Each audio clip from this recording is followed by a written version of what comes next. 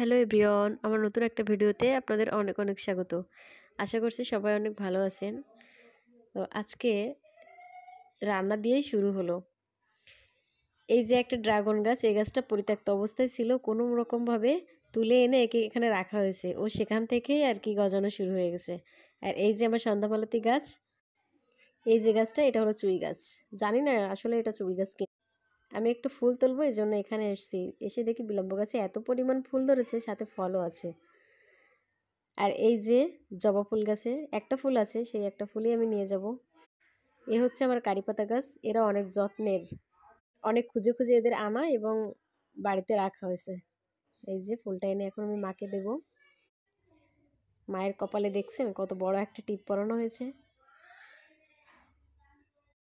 মানুষ ওই টিপটা দিয়েছে, শুধু ওর মা কেন টিপ পরবে, এই জন্য ও মা কালীকেও টিপ দিয়েছে। যে রান্না প্রায় শেষ। এবার আলাদাভাবে এখানে সুজিটা ভিজে রাখা হচ্ছে। মুগ্ধ খাবে, অল্প অল্প করে পরে রান্না করা ও হয়তো, এই জন্য একবারেই ভিজে রাখা হচ্ছে। এই যে আবৃত্তি, আমাদের বাড়ির অতিথি। আবৃত্তি মামনি খুব মিষ্টি মেয়ে কিন্তু।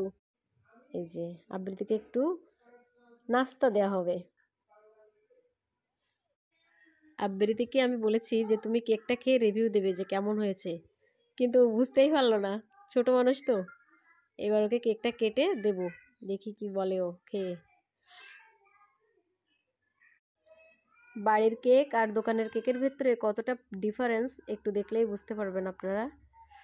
বাড়িতে বানালে যতটা সুন্দর হয়, দোকানের কেকটা ততটা সুন্দর হয় না। কাটা শেষ, সবাইকে এখন দেওয়া হবে। সবার আগে আবৃত্তিকে দেব। ওকে এক একটা সিঙ্গাড়া দিয়ে দিলাম, তারপরে এক পিস কেক দিলাম।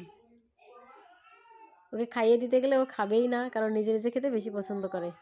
যাই হোক, এবার আমরা অন্য রুমে যাচ্ছি। ধন্যবাদ সবাইকে।